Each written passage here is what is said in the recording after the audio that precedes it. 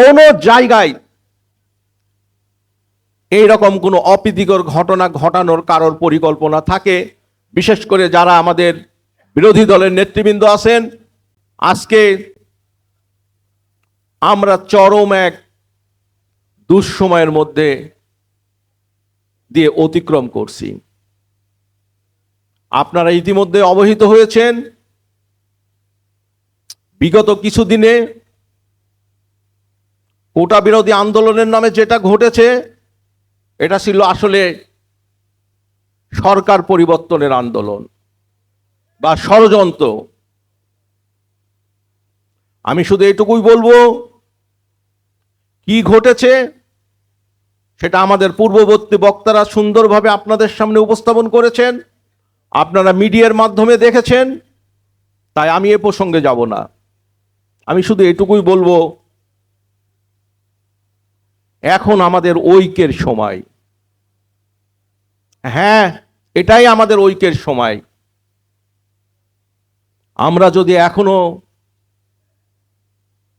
নিজেদের মধ্যে বিভেদ সৃষ্টি করি, আমি কি পেলাম, আরেকজন কি পেল, হয়তো সেই অনেক পাইছেন সেই যাবে, আমি কিছুই পাই নাই আমি কেন যাব, এই মতভেদ ভুলে যাওয়ার সময় এখন। আমি অনুরোধ করব, আমরা কখনোই চাই না 2001 থেকে 2006 যে নির্যাতনের শিকার এই দৌলতপুর থানার মানুষ হয়েছিল, সেই যুগ এই দৌলতপুর থানায় আবার ফেরত আসুক। তাই আমি অনুরোধ করব, আসুন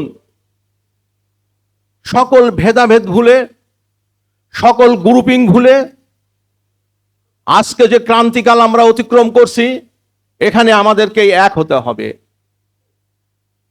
যে কোনো কিছুর মূল্যে আমাদের এক থাকতে হবে, না হলে আমরা সেই তারাগুনিয়া নজর আলীর মতো ইতিহাস আবারও দেখব, আমরা তারাগুনিয়া ইসক ভাইয়ের মতো ইতিহাস আবার দেখব, আমরা ফিলিপনগরে বাবুর মতো আবার দেখব। আমরা এরকম অসহ্য লাশ আর দেখতে চাই না।